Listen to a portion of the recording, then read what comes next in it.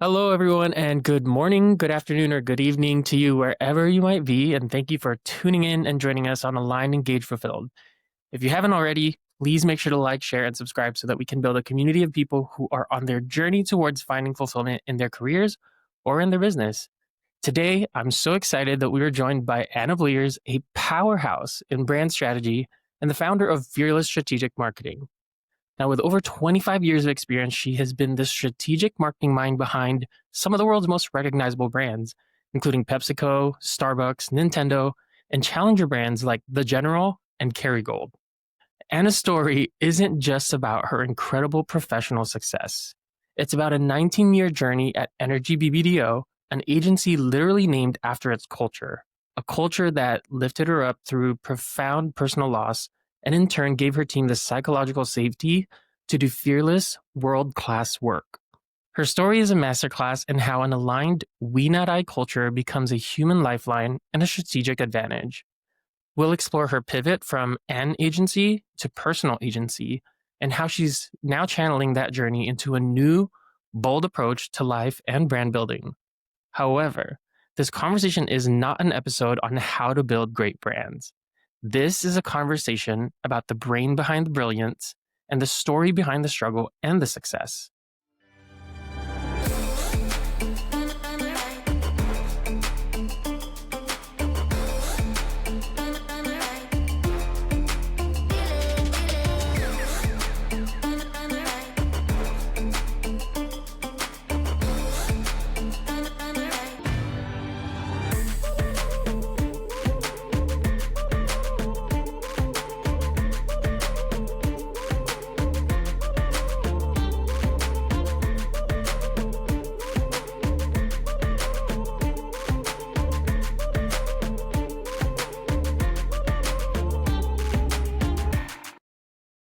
Anna, I'm so excited to have you today. Welcome to the show, and thank you so much for joining me today.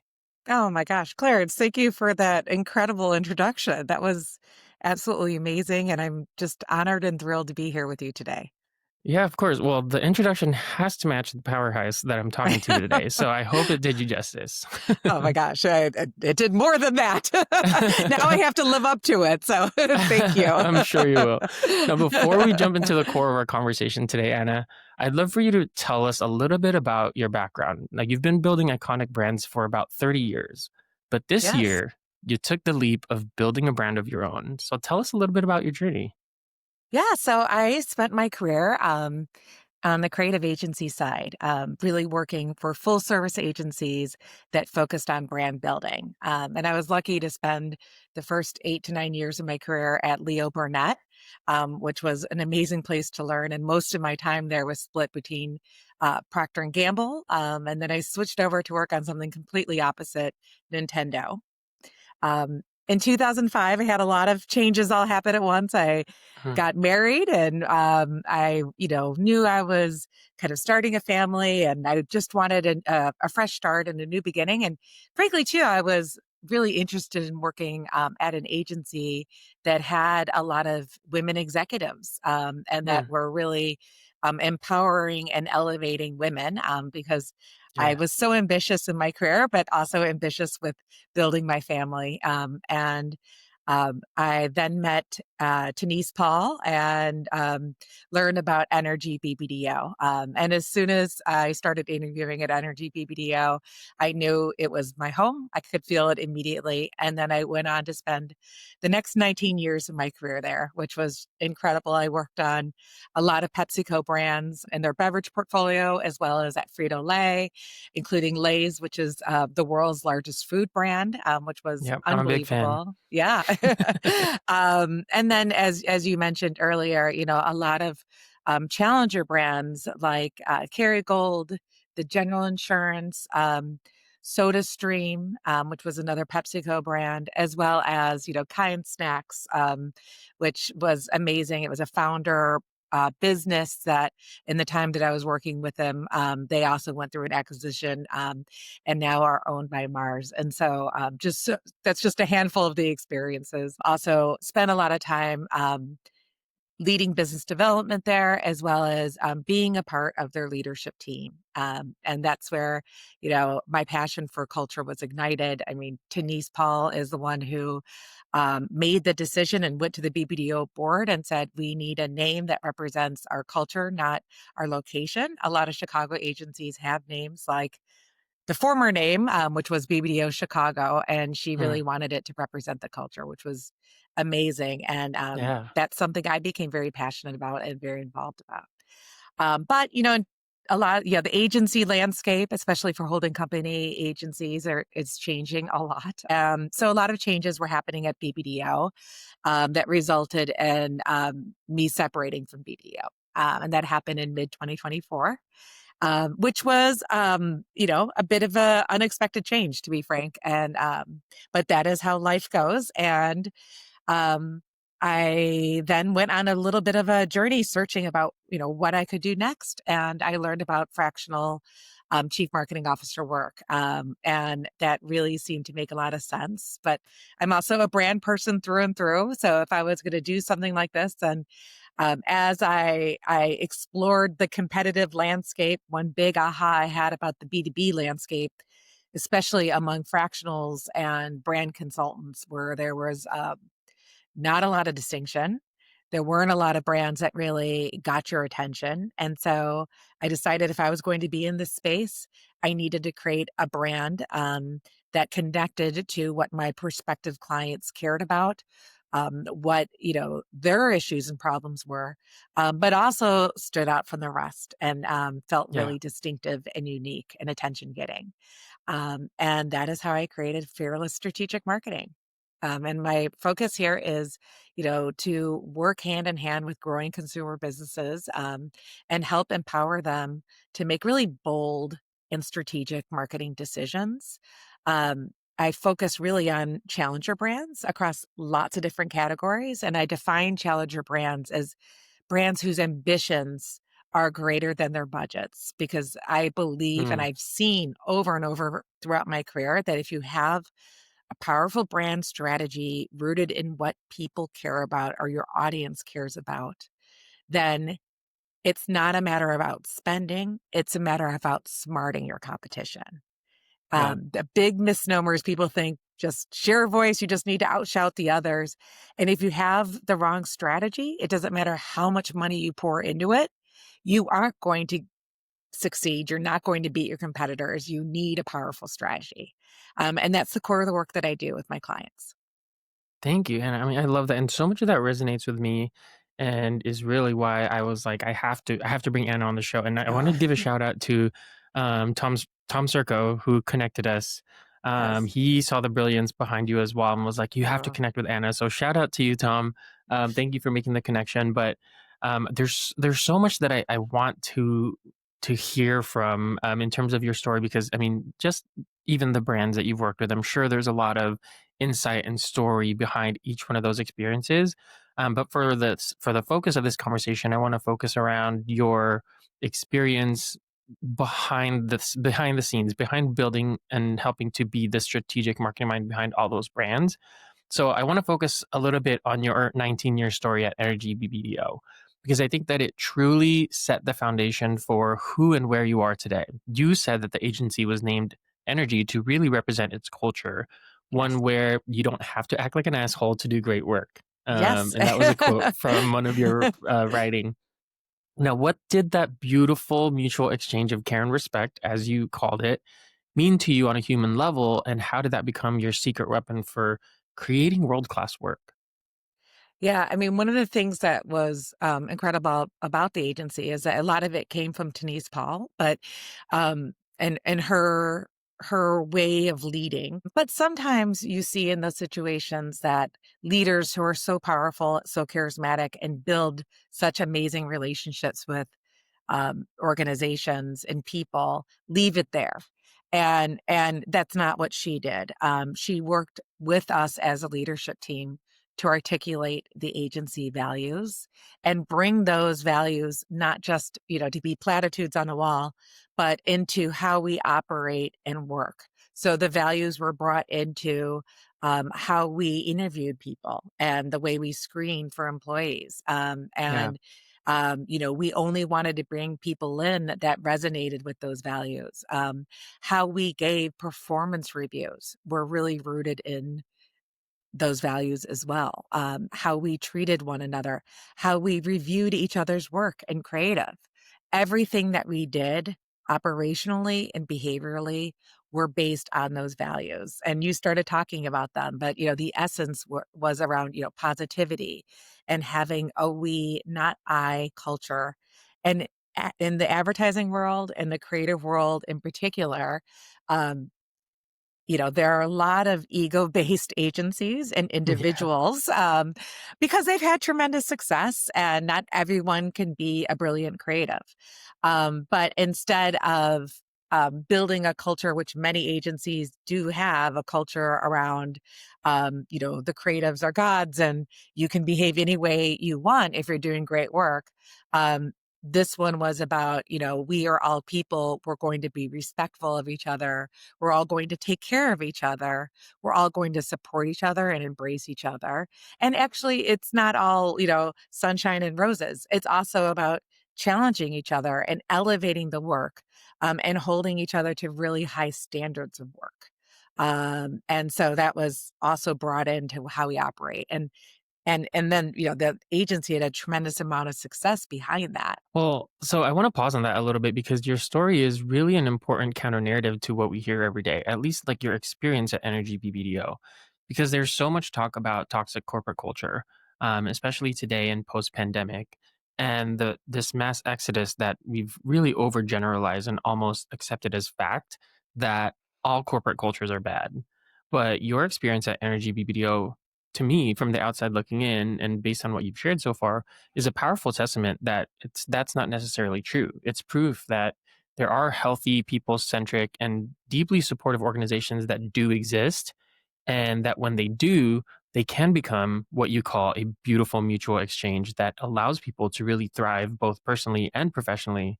So, why do you think it's so important for us to share these positive stories? And what do you think those anti corporate critics are missing about the power of a truly great organizational culture? Well, I think, there's a lot of misnomers out there. I think one of the things that people talk a lot about is, does kindness really fit with leadership? And, especially with all of the changes that have gone on with the pandemic, do, the next generation, do millennials and Gen Z, like, do they even want to be a part of a culture or a corporate culture? And so I think absolutely, this proof at Energy BBDO and everything I experienced reinforces, and it's not just Energy BBDO. I mean, I've spent a lot of time reading books and reading studies about culture as part of the leadership team to help propel that culture as we've gone on over and over the years.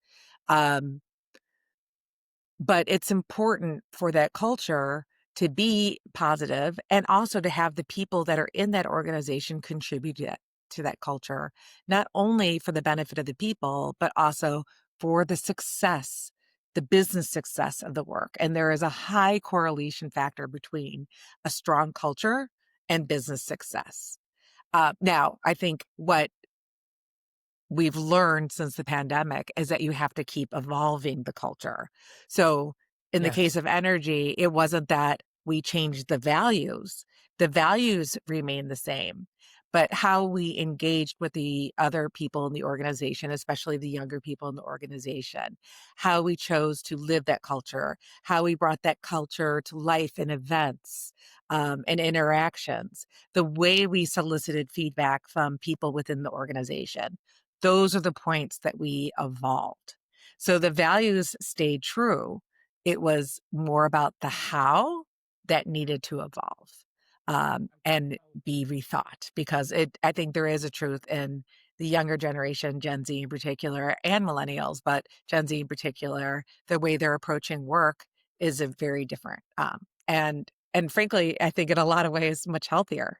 Um, and Yes. so it was important for us to evolve. And that was actually one of the things that I was tasked to do, was to lead some culture workshops for the leadership team, but also help lead ideation around how to engage um, people within the organization that weren't part of the leadership team and building the culture. Well, I love that. And a lot of what you say kind of echoes something that, I've talked about with one of my previous guests, Linda, where we talk about intentional leadership. And I think a lot of what you described, from deciding your hiring processes to training, onboarding, and you reading books on leadership, it all just comes down to intentionality and making a choice of, you want to create a culture that is very people centric, that is very intentional in the way that you provide an environment for people. So I think that is huge, because a lot of people talk about the what, in terms of, culture and leadership, but they don't talk about the how. And I think when it comes to the how, it has to come down to that intentionality. So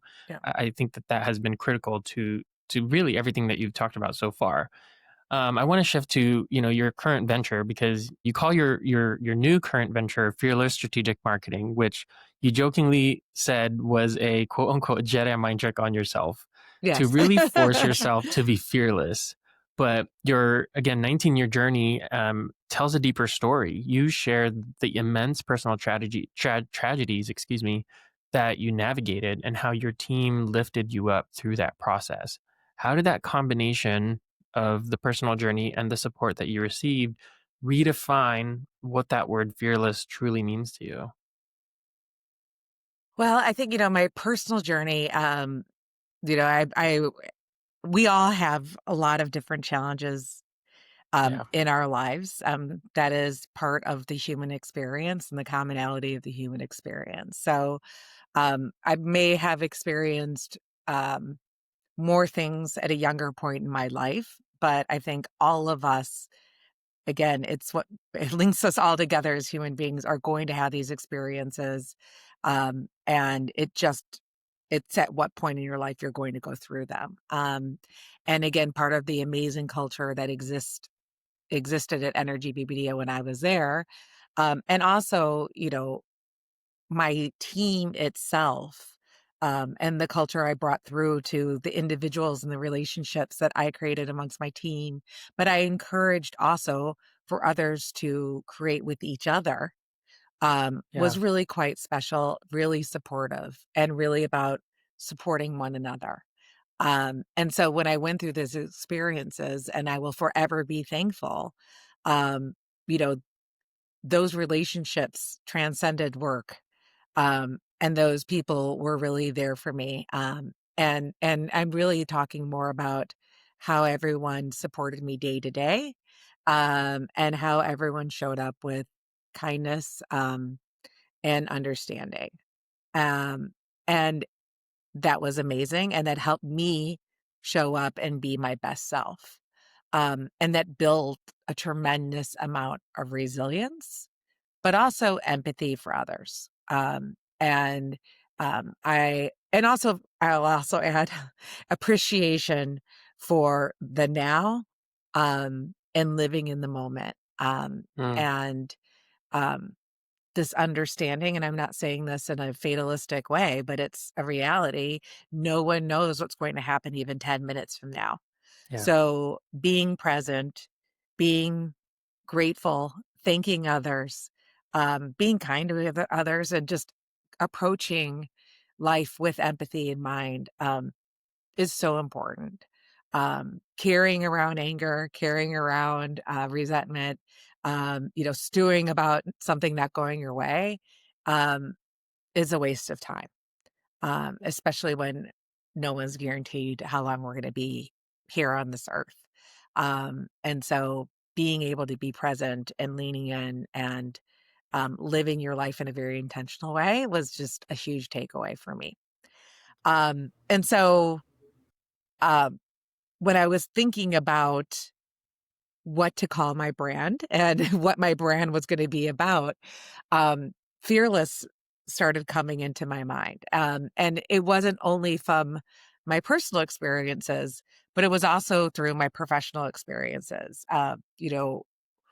Part of what we did at Energy BBDO was to create brands and also bring creative ideas that were going to be distinctive, that were going to stand out in the world, that were going to get more than our fair share of attention.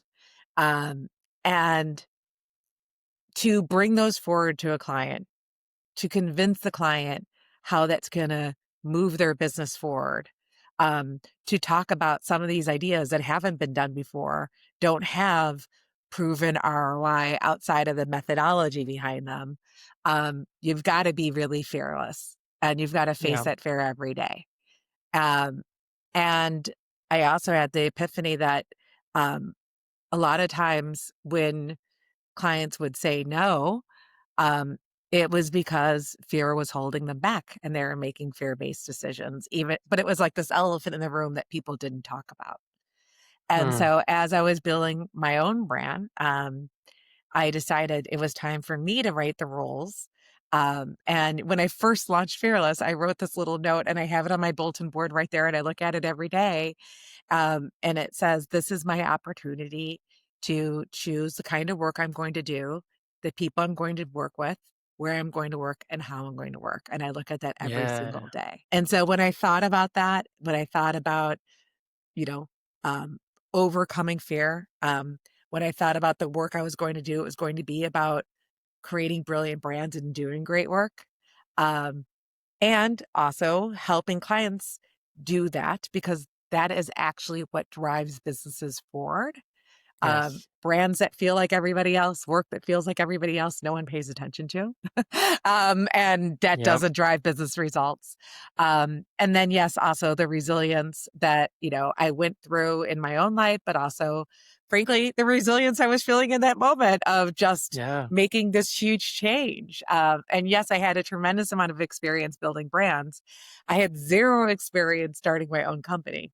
And so I was delving into a whole realm that I had never been in before after working for almost 30 years. So,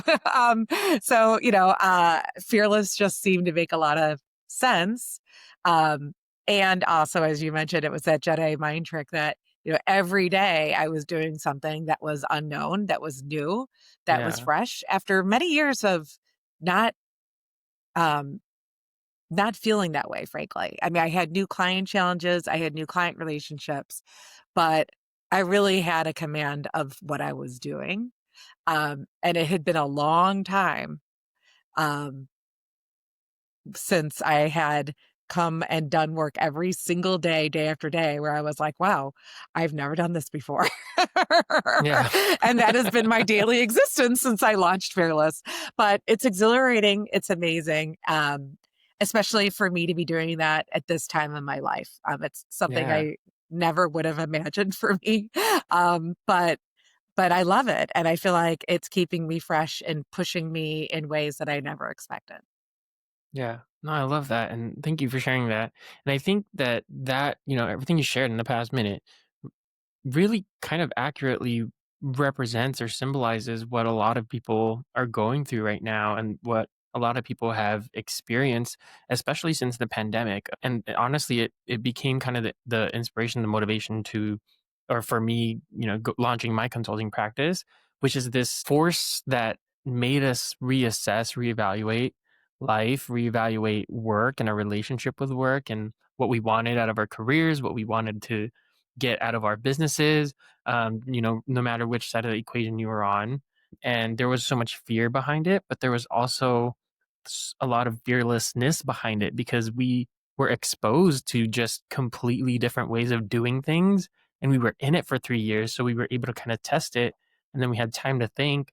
And so some of us, a lot of the people who started to be a part of this exodus away from corporate, whether it was forced on you or not, I think experienced a lot of what you and I experienced, where you were Yeah. faced with a decision and it was either you lean into the fear or you let the fear consume you and you stay where you are. So I think that what you've shared fully represents what maybe even a majority of people are experiencing right now or have experienced sometime in the past year. So I think it's huge. And even in the branding area, right? Like you talked about, you are a branding person at heart. And I think that your story about, the energy culture at BBDO and the the fearlessness behind your own brand building represents a shift that I believe is the most important thing happening in business right now, because for decades, brands were manufactured, right? They were Mhm. a one-way broadcast, a very carefully constructed image of what companies wanted us to believe they were. And for a long time, we all bought it.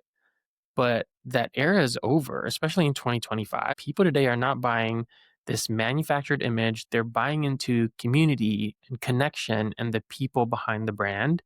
And your story of, again, what you called a beautiful mutual exchange, where people were lifted up, is the real human centric work that modern consumers are craving. And Yeah. I think that it's the ultimate proof of your we not I philosophy, right? The $1 billion brands that you built weren't just the product of a clever strategy. They really were the natural byproduct of a truly aligned and energized team. How do you prove to leaders who are still stuck in that old manufactured way of thinking that investing in their people and their people's energy is the most direct and sustainable path to energizing their brand's growth?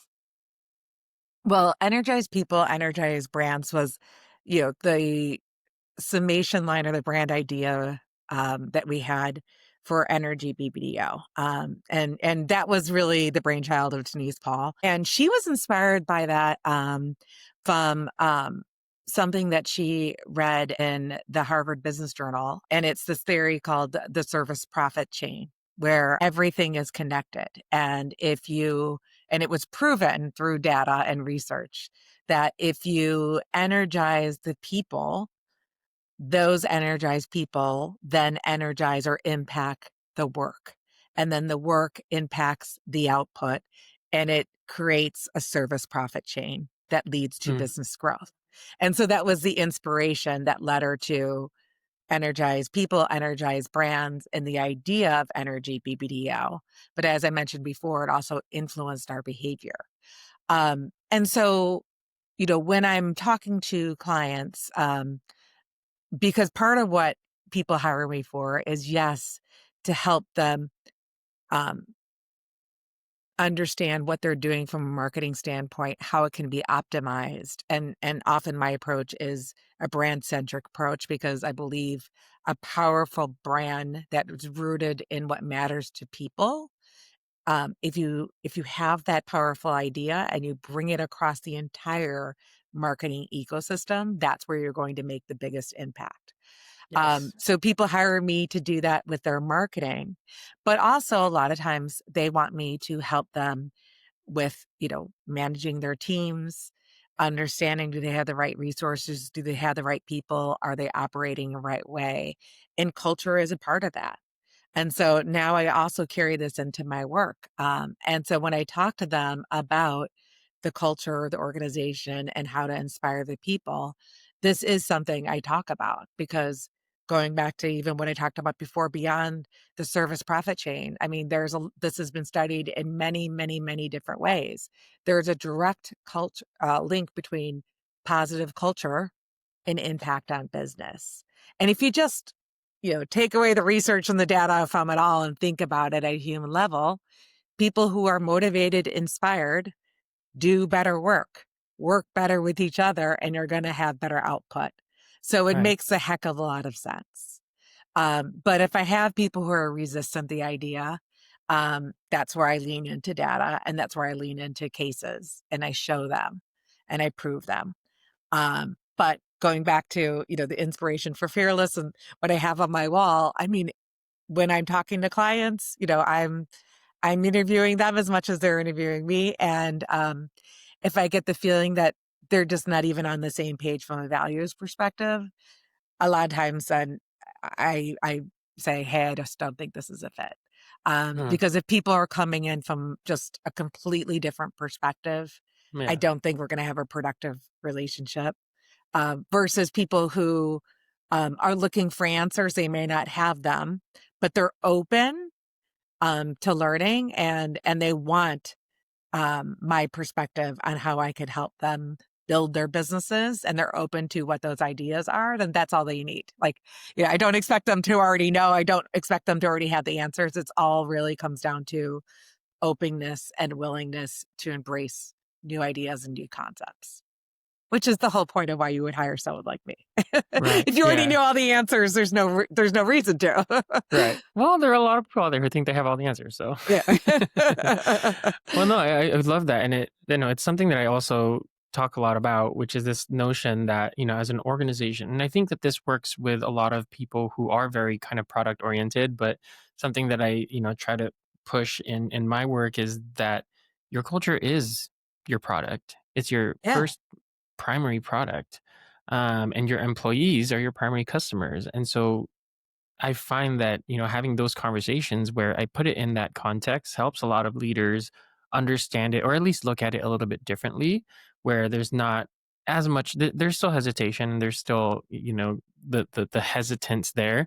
But I find that more often than not, it helps them to look at it in a different perspective where it isn't so, quote unquote, frou frou, in terms of having that emotional intelligence and the awareness to really be people focused, where it works for people with a brain that is very much product oriented, if that makes sense. Yeah. Because I do think that we're in an era where leaders obsess over their external product, especially now in the age of AI. Companies are pouring millions into R&D, into user experience and marketing to try to get it right, but then they let their internal product, which again is the actual lived daily experiences of their team, become this toxic, misaligned, draining afterthought. And then they're shocked when their people are disengaged and their creativity dries up and their brand feels hollow. And so I think, again, what you've Yes. done at Energy BBDO and what you're now doing with Fearless, is the perfect testament to the very opposite of that. I think that it's important for anybody listening to this to, again, realize that, and I bring this up a lot, because this really stood out to me in a lot of your writing, but you call it a beautiful mutual exchange, which I think is the most accurate way to describe what this type of culture is and can be. But you describe it almost not as a liability, but really a strategic asset.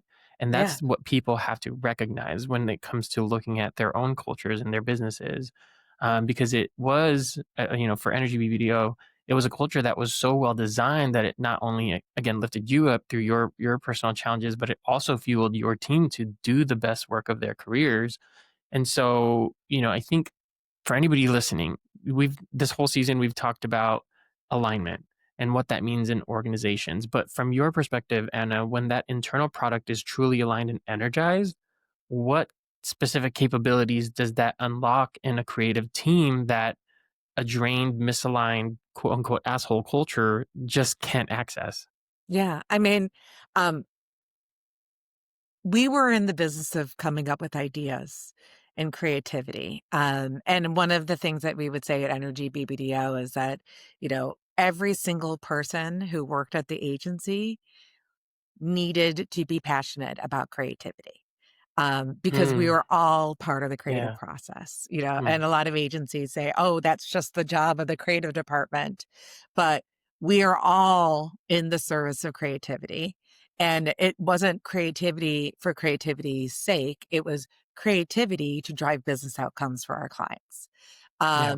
And so if everybody is a part of that creative process, we also have to all be in it together.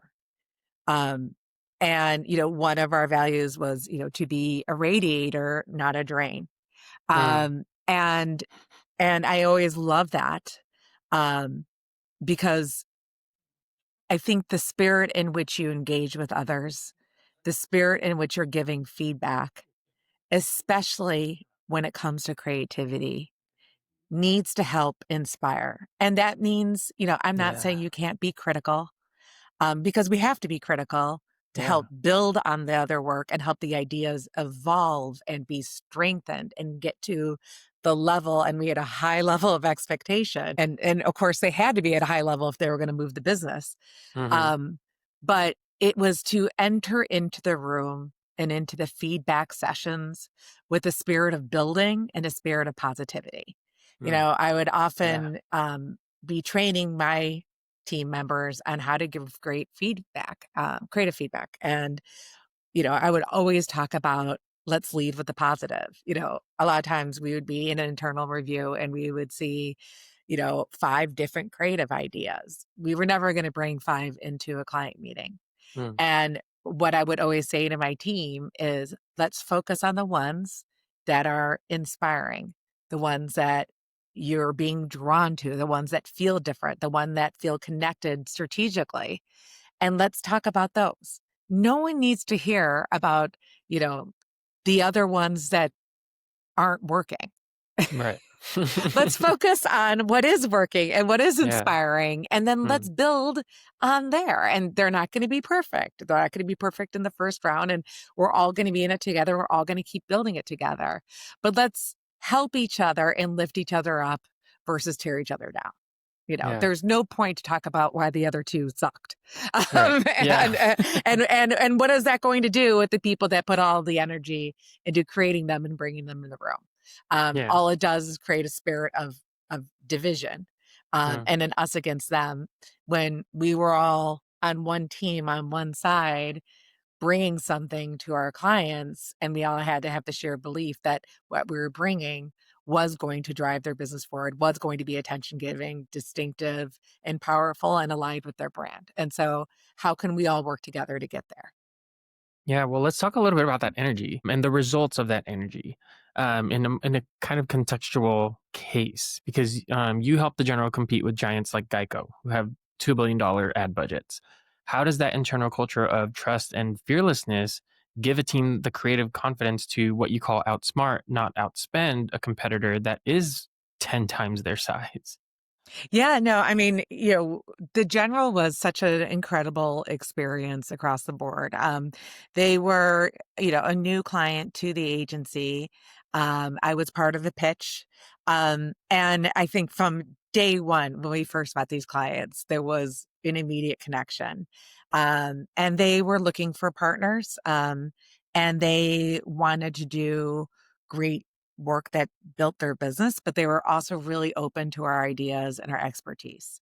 And one of the things that stuck out to us, even during the pitch when we were doing research and we were learning about them, but also in the brief to us, was that they wanted to be the most empathetic insurance brand. And insurance, especially car insurance, there is a lot of very functional information Hmm, that a lot of brands focus on: great low rates and, right. payment terms and things of that nature. And if you look across the insurance category, even with amazing work that's being done by Progressive and Geico, and Allstate, it's still around a lot of that functional claim information.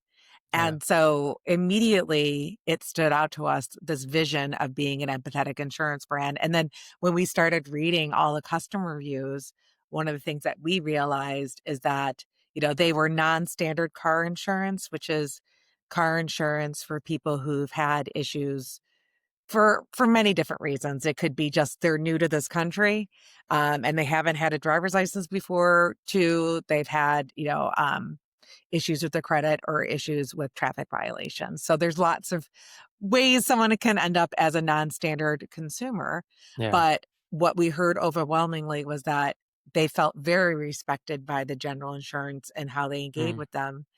But across the board, they felt very disrespected, and treated poorly, within the insurance community. yeah. Because when you're in the non-standard, it means you've really been dropped from your regular auto insurance.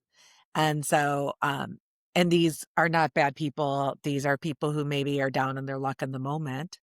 Um, and they shouldn't feel, disrespected and misunderstood. And so that was the big aha and insight in which we built the rebrand of the General all around. Hmm, But, when it came to, really probably the work that we did that was the most, um, out of the box, was when we got the challenge of, okay, how do we take the creative platform that we developed, which was called The Break, and it was all about giving people a break. Um, hmm, how do we use that to appeal to a very young audience? There's young 20 somethings, late teens who were new to getting their own car insurance. We needed to bring more of those into the fold. And they frankly didn't think that the General was relatable or a brand for them or a brand they could trust. And so, and we knew we weren't going to outspend Geico or Progressive or Allstate. And so we decided to go to where they were living their lives, which is social media, Mm, and in particularly TikTok. And we started thinking about what their behavior was on TikTok. And did any of that behavior connect to um, car insurance? mm, And one of the things that we observed is that one of the biggest behaviors on TikTok is people singing in their cars, and putting those videos online. And why were they doing that?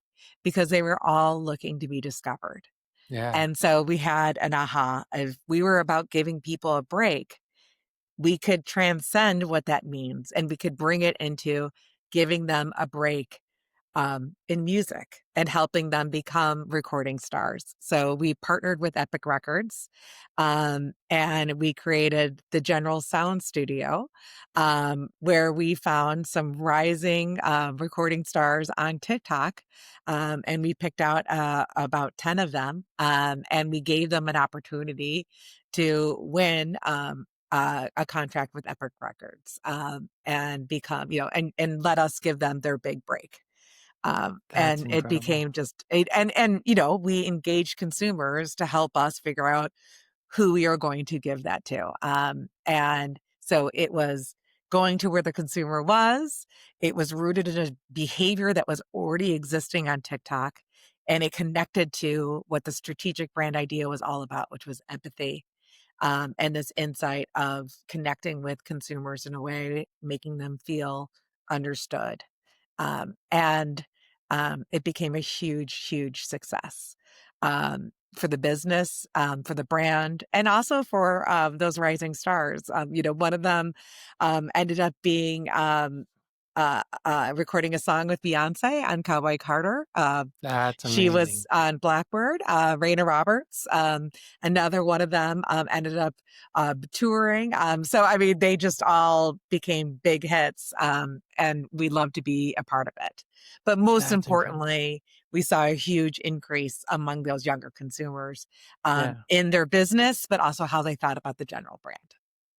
That's incredible. I'm a huge marketing nerd, and I'm very sad that I was not a part of that brilliance. But such a fascinating story, and I think that again, talking about that fearlessness, because I think when it comes to, at least from what I've experienced in the world of marketing, a lot of it is doing the same things that people have done from a strategic standpoint. It's like it it, it lacks that, whether you want to call it innovation or fearlessness or boldness, like a lot of what I've seen in the marketing world kind of lacks that.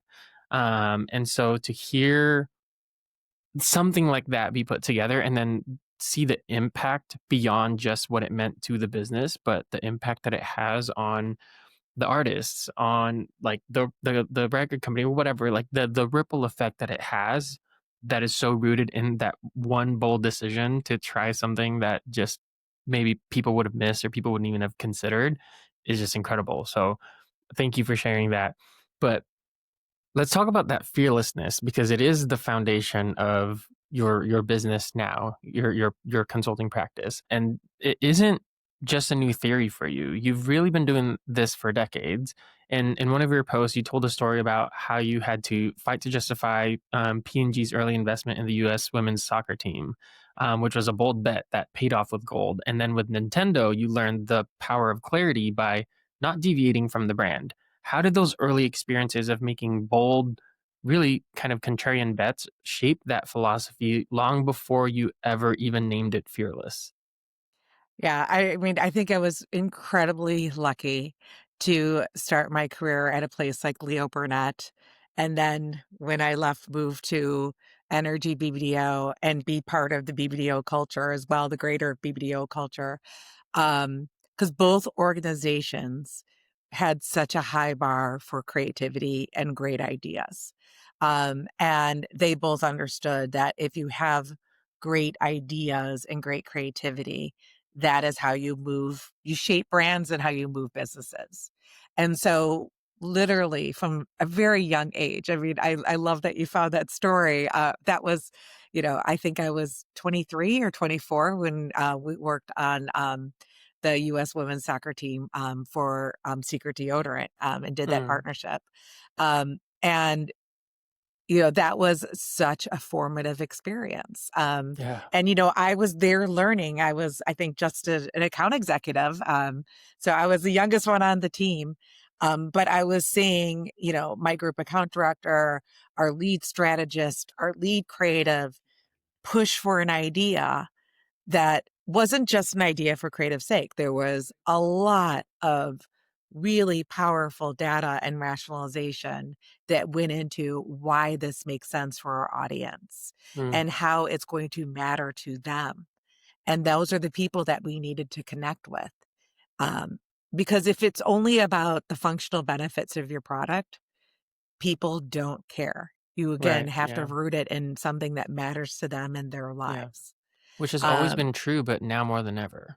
Now more than ever, exactly. And so the thread there, yes, they cared about the women's soccer team, but it was really about bringing out your inner strength Mm, and overcoming odds. And that's really what the campaign was all about. And so seeing everybody build that strategic argument for why this makes sense, why this is going to impact the business, I was literally the fly on the wall, like learning, taking notes, and absorbing everything. yeah. On Nintendo, I got to get a lot more in the driver's seat. That was later, a little bit later in my career, and was a huge opportunity for me because during the time that I worked at Nintendo, we had some transition on the senior leadership above me. And there was a period of time where even just as an account director, I had a lot of responsibility. But I had great clients who were fabulous partners. Mm, And we had amazing momentum. I worked on Nintendo for 5 years, which was a really wow. long time. Yeah. But it was, in the height of the video game wars where, we had PlayStation and Xbox launches. And, it wasn't just about the hardware, the console system hardware, this was at a time before smartphones. And so, Nintendo had 95% of the handheld market in gaming Mm, wow. with all of their Game Boy and Nintendo DS products. Um, so it was about that partnership we had with the clients. It was about that shared trust. But it was also too about pushing boundaries and thinking about ways to bring that brand forward that made sense for the brand, but also connected with people in their lives. And Yeah. Nintendo was always a challenge because Miyamoto, who founded Nintendo, he was really clear about what that brand was about. It was all about the love of play. And Mm, so um, we weren't ever going to be like Grand Theft Auto and right. Xbox or PlayStation. Yes, they had a couple games here and there, but that was never going to be what their brand strategy was about. We Right. always had we had to be the yin when everybody else was the yang. And I think that taught me a lot about staying true to the brand Mm, and the importance of that, and also about understanding what matters to people. And, when I got to work on some of the strategy for We, and that was, I think, the perfect representation about what the love of play was about. And if yeah. you remember when the We launched, I mean, it was a game changer and it was so different than everything that was out there. But people had so much fun and loved Yeah. playing with that game. I think the important thing to for me to take from that is that fearlessness or having a fearless mindset doesn't always mean change, doesn't Yeah. always mean different, and that fearlessness can mean staying true to yourself or staying within who you are. And I think that's important because, we're talking about fearlessness and a fearless mindset today. And I think when we think about, being fearless, we always pair it with change and doing something different. But I think it's important for people to also recognize that it isn't just that, Yeah. that there is also fearlessness in making a choice to stay true to yourself. So I Yeah. think I think that that is important to take from the story that you just gave right now.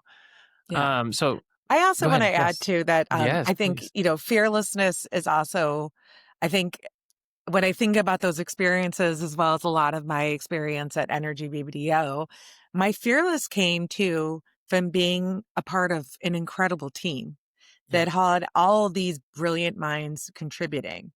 And all of us together and the work that we all brought together is what enabled us to be almost a fearless unit Yes. and Yeah. united behind the truth of what was right for the brand or what was right for the business or what we were trying to move forward.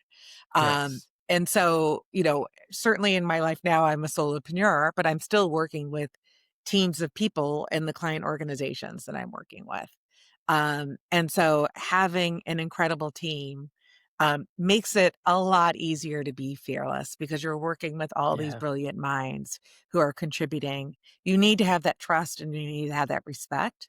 But if everyone can come together and bring all of that brilliance together, that's how you can create something that's truly incredible. Yeah, and I think that that's important because, again, it goes back to the conversation around culture Yeah. and the power of having the right culture and what that means in terms of enabling you to act fearlessly. Let's pivot a little bit into your transition to building your own brand and your own consultancy because I think there's a lot to pull on that in terms of the context of fearlessness when you have a full team, and then the context of fearlessness when you are a solopreneur. So let's shift a little bit into that pivot, that leap of faith that you took in the past year from what I'm calling your agency to agency moment. Because one of the things that you talked about in our first call was that this process of going to employment for yourself was really a discovery in your personal agency over your life and your business. And so let's talk a little bit about that because you wrote something incredibly powerful in another post. You said, and you mentioned this You as really well did your homework. I love I did. I told you, I feel like I really got to know you in this process. But and this was something that you also mentioned in our first call, which resonated so much with me. But you said, quote, and I quote, I was going to be there, and you're talking about Energy BBDO. You said, I was going to be there for the rest of my career until I wasn't. Sometimes life just happens. And I think that that suggests such a profound life altering pivot that, Yes. again, a lot of us are experiencing right now. And really is why I started this podcast, is to really dive into those stories. But the story for you behind that pivot is that the agency structure was evolving, and you, and again, I quote, didn't want to be part of the new direction for whatever reason. But it represents a classic misalignment, which is, I think, one of the biggest problems that we face in organizations today. Can you walk us through that, quote unquote, clean break transition and the personal decision to take everything that you learned, bet on yourself, and build fearless strategic marketing?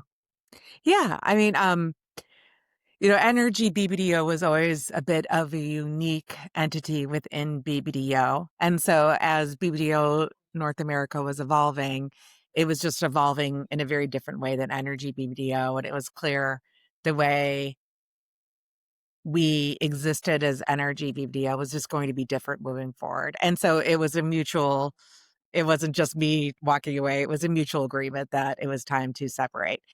But as I mentioned in my post, it wasn't, I had so much heart for Energy BBDO. I felt like it was truly family to me. And so I had already been there for 19 years. I just had always seen myself as spending the rest of my career there. And so all of a sudden it was a record scratch that I didn't expect. And I was going in a completely different direction. And it Yeah. happened pretty quickly. And so it was the biggest professional pivot of my life. I mean, I had never been unemployed before. I and frankly, I would recommend this to everyone listening. Give yourself a little bit of, give yourself professional breaks. Give yourself time.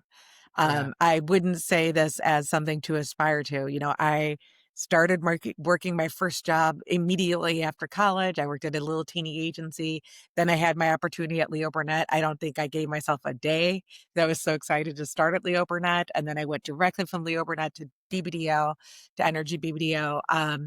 And so, I don't think that's healthy. I don't think that's good. I think that's a way maybe we were a mindset of the past. But like everyone should have breaks in their life. Yeah. And Yes. I had never given myself one. So just wanted to share.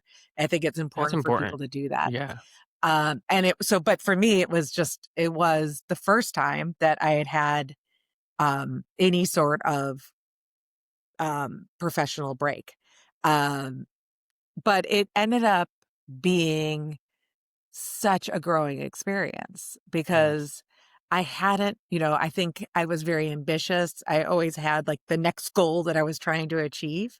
Mm-hmm. But I'd never taken the time to just sit and think about, what energized me, what were things that I loved to do in my career. Um, what were, down from the littlest tasks to the most strategic work? What were Yeah. things that de energized me? What were things that I didn't enjoy doing? And then, I spent a lot of time, I got some great advice to like, don't do that in one sitting. Take weeks, maybe even months, and keep a running list, because it'll come to you when you're in the shower. It'll come to you when you wake up in the morning. And I had a little thing in my notes app, and I made this amazing list. And then when I look back on that list, that was part of what gave me the epiphany to start Fearless and start my own company. Yes. And I think I would have never gotten there if when I first separated from energy, I was, what kind of job do I want? And this helped me think about it in a much bigger lens of what do I want to do at this next stage of my career? And I realized, wow, this is an opportunity for me to create something for myself versus just go get a job at another Another job. Yeah. place somewhere. And not that there's anything wrong, but I think it was amazing to do that work to explore for myself. Um, and I think if I didn't do that, I would not be as happy as I am right now. Yeah. Um, and I don't want to misrepresent it. It's a lot of work. It's been a lot of work since, figuring out what to do. And then once I figured out what I wanted to do, building a company from the ground up. And it's a huge learning curve. And I, mentioned this before, I never built a business before. I never started a company before. I know a lot about branding. I know a lot about marketing. I don't know a lot about sales, or I didn't, especially selling yourself as an individual versus, my experiences in business development when I was working at Energy BBDO. And so um, I had a lot to learn. And I'm sure if, we talk a year from now, I'm going to say, oh my gosh, and I had a lot I had to learn over this last year. And Yeah. I'll probably say that every year for, a long time. And I don't want to misrepresent it and say, and then you just created a company and it's like that, No. because Yeah. it's not. But it's incredibly fulfilling and empowering. And it's amazing to set a goal for yourself and achieve it. I have some people pleasing tendencies. And I think a lot of times in my past, I was trying to please my CEO or please my client. And I can honestly say it's been wonderful to achieve things for myself. Yeah. So much. I swear, like we're either cut from the same cloth or we are the same person in different bodies and in the same Claire, timeline, it's you because and I. so much of the path that you just shared is the exact same thing that I've experienced. I mean, you're far That's more so amazing accomplished, that you don't know. but No. you're far more accomplished, which I definitely aspire to accomplish the kinds of things that you have. But from an experience standpoint, and the lessons that we learned, and the truths that we had to discover and even recognize in ourselves, a lot of it resonates so much with me. And I think for a lot of people, I mean, one of the most beautiful things with doing this podcast is, I've had the opportunity to talk to a lot of people who are in similar, situations as you and I, who gave so much of their career and their life to organizations, and then realized at some point that a change was needed, whether it was forced upon them or it was happenstance or whatnot. But there was a realization that there was a desire or a need to do something different. And we walked a lot of the same lines as what you just described. which is why I think it's important to have these conversations and tell these stories, because for even if 5 listeners were to hear that story and see themselves in it, and it, provides them a different perspective or a different way of looking at it to help them get to that next phase or the next step, I think that's the beauty of having this conversation, because I always said, like, we move the world through conversations, Yeah. and by hearing stories of people who are in the trenches or have been in the trenches so that people can have the opportunity to pull from that insight. So thank you for sharing that. I will Yes, also say I please. feel like it's particularly timely. I mean, Yes. yesterday, there were tremendous layoffs at Amazon Yeah. and Target. I know people who were impacted. And I think, when you have a forced career change, it is shocking and it's Yes. scary. And you have every right to feel fear. Yeah. And I think it's important to feel those feelings and acknowledge them. Yeah. Um, but I think it's so timely we're having this conversation because I hope, you know, I and you both of us can be an inspiration for people that Mm. once you get through that initial moment, that there is a lot of discovery, self-discovery, professional discovery, and new paths that can lead you to a much better place. And I know it's so cliche. People say that. I remember someone saying to me, like, everybody I know who's left here has gone to a much better path, but it's really hard to see that Yeah. when you feel like the world has pulled a rug out from under you. I Yeah. mean, I don't know. How did you get to the place of, building how did you get to that aha moment of, okay, this is the right path for me? Yeah. I mean, where do we even start? Um, no, I mean, a lot of it, and this was maybe a, 3 to 5 year process for me. One of the things that I really loved about having the opportunity to have this conversation is because I realized that so much of the length of that process for me was rooted in fear. And I can go 3 hours to talk about the why, why there's fear behind that. But I mean, I'm an immigrant. Like, I come from an immigrant family, so there's a lot of fear rooted in, like, doing your parents proud, and are you making the Yeah. right choice? Like, honoring the choices and the sacrifices that your family made. Like, there's so much of that that is rooted in my identity. And so, my whole life I was chasing the titles, climbing the corporate ladder, and, as you said about yourself earlier, I had the next thing in my vision, in terms of my career. And that was, the last 20 years of my life. I was always trying to pursue what the next best thing is. And in the last, maybe 5 years, um, I wasn't sure what it was that I really wanted to do, but there was so much fear in taking a leap of faith into the unknown that I just kind of stayed in what I was comfortable in. And as the years, passed, I became more and more misaligned with what I was doing in my career. Not just in the context of the organization I was working for, but really in what I was doing. And I think I kind of started to question, like, if I was on the right path, but I tried to push it aside out of the desire and the need to feel safe and comfortable in what I was doing.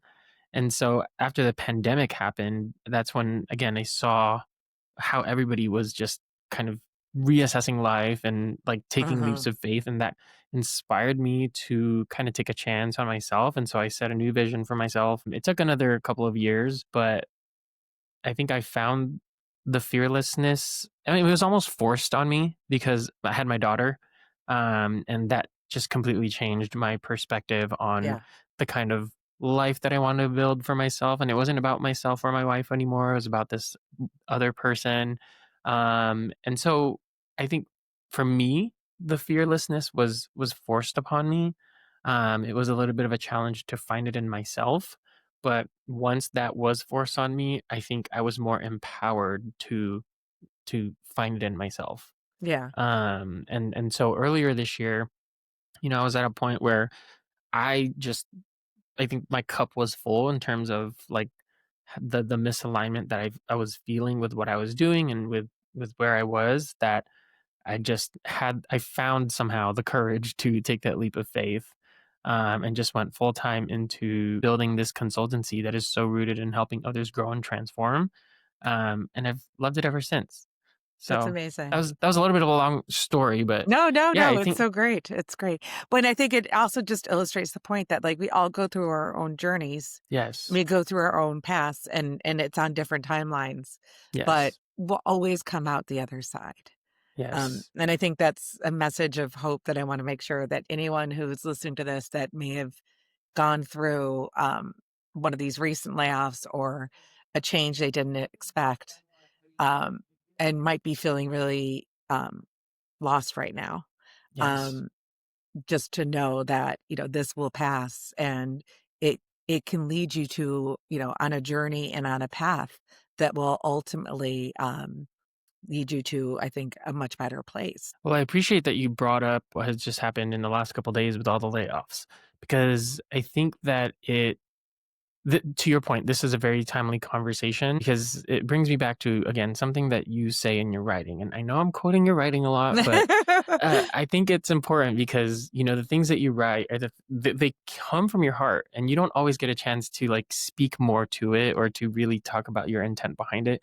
And I think it's so timely right now. So I do want to pull this quote from something that you wrote, but you said, and I quote, "Fear is the ultimate liar. It convinces you that staying put is safer than leaping forward. But here's Yes. the thing, fear doesn't mean stop. It means you're onto something big. Playing small is way riskier than betting on yourself."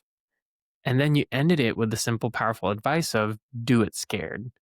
And I think that is so timely and necessary for the people who might have just experienced being laid off, or for the people who have been looking for jobs and applying to jobs for months and months and having to no avail. And I think that just speaks so much to us. If there's anything people can take away from this episode, I would, rewind, listen to that again, and almost use it as kind of this like affirmation or mantra or whatever to get you to whatever that next step is, whether it's just getting to the next day or what. I think that's important because, again, for so many people, that feeling of fear is the exact reason that they don't take the leap. And Yeah. again, that's very much true for myself. But worse, for some people, it's the exact reason that they stay in a place that is so toxic, diminishing, and detrimental to their health and well being. I mean, Yep. you and I both know from what we recently experienced that a lot of that fear comes from your identity being tied to something for so long. You were at Energy BBDO for 19 years before you took your leap. I was at my previous organization for 10 years. And when you play the kind of parts that we have had the pleasure and the opportunity and the honor to play in organizations that have had the kind of impact that they've had, leaving that world behind comes with a lot of self-doubt. And again, sometimes it's forced on you, sometimes it's not. And I consider myself a highly self-aware individual. But it wasn't until I left my 9 to 5 that I really started to discover who I was outside of that. And even though my whole being was telling me that it was time for me to go for years before I took that leap, I fought it. I compartmentalized, I minimized, and I justified until I couldn't anymore. And that bubble burst. And then I had no choice but to take that leap. And Yeah. after I did, I realized I should have listened to myself a long time ago. Yeah. And I was filled with as much regret as I was with relief. And I know that the same was true for you. So, for the listeners who are experiencing that right now, can you walk us through how you learned to reframe that fear, not as a stop sign, but as a compass that's pointing you toward growth? What did it feel like to finally gain that sense of agency that you said you didn't even realize you needed until you had it? Yeah. No, I think, again, I mentioned this before, but I do, um, have people pleasing tendencies. I'm a middle child of 7 children, and so I was always trying to keep the peace and be the good one. And so I do think, looking back, that, I often would suppress the feelings I was having in the spirit of like soldiering forward. And, I think I had a lot of responsibility that I put on myself for my Yeah. family, for my team, for the company, that I always just felt like I needed to like soldier forward, even at times where it was at the expense of myself, or my family or my personal life. But it was me who made those decisions. And I can't put that on any organization or any client because Yeah. ultimately I'm the one who made those decisions on a day-to-day basis. But I think, I really suppressed a lot of things and I didn't feel them or allow myself to feel them. Um, and it was only until, in that moment of time after I separated from BBDO, when I did a lot of self-reflection, that I realized how much fear of change was there and Yeah. how much I had suppressed. And just releasing that, I think, was such a tremendous relief.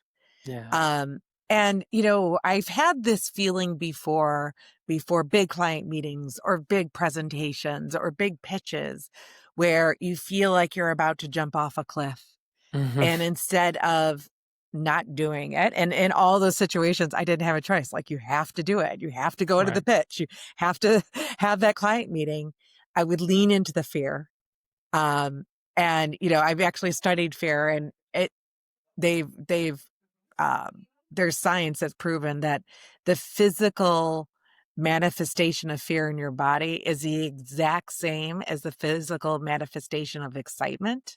Mm. And you can actually retrain yourself to shift that feeling of fear into excitement, especially if you're in those moments before, like a Mm. presentation, before, because a lot of it is adrenaline based. Yeah. And so looking back, I was like, gosh, that's Mm. how I would approach a lot of those moments. And so I took a lot of that now into my daily life, um, of fearlessness, of leading this company. But even that first initial jump into, okay, I'm not going to go get a regular job. I'm going to start Yeah. my own thing. And it is scary. I have 3 teenagers who are about to go to college. I mean, there's a lot of income that we needed to make up here. And so, there is no guarantee. Right. But but I had to lean into that feeling of uncomfortableness and change, and recognize that and just move forward. And Yeah. as I said, lean into being scared, lean into that fear, instead of just pretending it didn't exist or allowing it to make the decision for me. Mm. Because when you put fear in the driver's seat, you are never, ever going to win. Yeah. Um, and every time I have leaned into it and faced it, I've come out to the other side feeling like victorious. And even if it's not an immediate win, it's an emotional win. And it gives confidence and it gives strengths and it gives you more skills. So the next time you face it, it's almost a little easier to make that leap. And then Mm. now I do it almost every day. Yeah.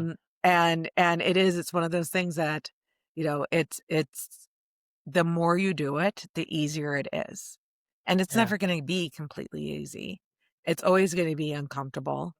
Um, but that's a sign of growing and evolution. And that's a really great thing. It's a beautiful thing. Yeah. Thank you. I appreciate that. And I think that's a good example, a good representation of what it means to build a culture, not just in the context of a team, but even with yourself. There was something that was really beautiful to me again in all my research, but when you left, you received a box filled with handwritten notes from people Yes. that you impacted over 19 years. I have it right And over there. in my work, I talk about people as the anchor and how leadership is about the legacy you build. And in the past hour, you've shared so much of, and you've really, kind of opened the window for us to see just the kind of leader that you were at Energy BBDO and, the kind of leader that you are to yourself. But that box to me feels like the tangible ROI of your we, not I philosophy. What did that moment and those notes teach you about the real purpose of a leader's work? Well, I think, um, I had my own ambitions about what I wanted to accomplish at Energy BBDO. And so when we agreed to my separation, I think that was one of the things that I was initially mourning was, um, what I wanted to achieve and my legacy. Mm, Um, and when they gave me that box and we had that moment and, I opened it up and they explained what it was. And then later I went home and I spent days just reading and I read every single one that was in there. And mm, I mean, it blew my mind. Like, yeah. it wasn't just people who I had been working with in that moment. They had gotten people who hadn't been with the agency in years, people who were Wow. living in other countries. And I just couldn't believe the thoughtfulness um, of what went into putting that together. And that all these people that I know are incredibly busy and doing so many different things with their lives took the time to do that. And not just took the time to do that over an email, but took the time to write something handwritten and send it. Um, was incredibly meaningful and still is. And whenever I'm having a down day, I keep the box right there and I pull it out Yeah. and I just stick my hand in and I read just one of those notes and it gives me so much inspiration and so much life. Yeah, I And bet. reminds me that I can do anything. And to your point, like, that is what matters. That Yes. is the legacy. And that is more meaningful than any position I could have ever held, or frankly, any award I've ever won. Yes. And I will always keep that box next to me as a great reminder of those incredible individuals, the relationships that we have. So many of those relationships are still present in my life every day. I mean, one Yeah. thing that I often say to people when they're going through these changes is, you know, um, one of the things they're mourning are the people that they work with every day. And I Yeah. say, the people you have a powerful connection with, that will live on. That has Yes. nothing to do with where you work. Yeah. You may have built the relationship, but it doesn't mean the relationship's over because you're not going to work there. And Mm, that is proven to me every single day, not just by that box, but just by the relationships I have with other people out there. yeah. Um, it's I think really a special. powerful, yeah, I think a really powerful thing to take from that as well is that fearlessness and having a fearless mindset or being a fearless leader does not mean like leaving people behind. It doesn't mean, treating people badly and or doing it at the expense of other people. Like you can lead fearlessly, you can think boldly, and still bring people with you, like Yeah. still empower people. I think that's huge. So I know we're out of time, and I try to leave people with kind of takeaways that are actionable for them and applicable. So for the leader listening who wants to build a fearless culture in their organization, what would you say is the first most practical step that they can take tomorrow to begin to make bold decisions or energize their people? Well, I think the first thing is to understand the people in your organization and then also understand if you're in a service organization or whatever you're doing, who are the prospects that you're trying to connect with. And listening and understanding and having empathy is the key to it all. Because if you Yeah. don't understand who you're trying to connect with, you're never going to be able to connect with them. Right. So I think it's beginning there and then just even making the decision that the people and the culture are a priority and an important part of the organization. And Yes. and and I would argue, and I've seen a lot of evidence that supports this, that you can't create a powerful business and a long-lasting organization if you don't invest in the culture and have a powerful Yes. culture. Um, 100%.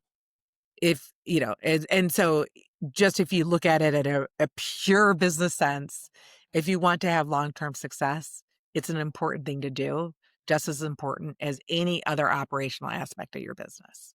Right. Maybe more important now in today's Yes. in today's world. Yes. Thank you for the individual who is listening to this and is in that until I wasn't moment. What is the first practical, fearless action they can take, not tomorrow, but today, to challenge that fear and start building their new chapter? I think the first step is just acknowledge the fear. Hmm. Don't try to hide from it or suppress it. Recognize it and then lean into it which is very scary. But if you don't face it and lean into it, you're never going to be able to move through it. And Yeah. moving through it is what brings evolution and growth and helps you move forward in life. Yes, 100%. Last question, Anna. As you are building your own brand, you wrote that this new chapter, Fearless, isn't a reinvention, it's a return. So, as we wrap up, what does that mean to you? What is the single most important lesson from your 19-year journey, really 30-year journey of building brands that you are applying every single day as you return to the work that lights you up? Yeah, I mean, one of the things that is so amazing about my day-to-day life right now is that I'm doing the core of the work that I love. I'm building Yeah. brands. I'm spending Yes. the majority of my time doing that. And the little exercise I talked about when I was taking stock about what is the thing, what are the things that energize me, from the smallest tasks to the largest, most strategic things. That was one of the things that I recognized. And Yeah. so making that a huge part of what I'm doing every day is such a contributor to my daily happiness, that and the Yeah. flexibility.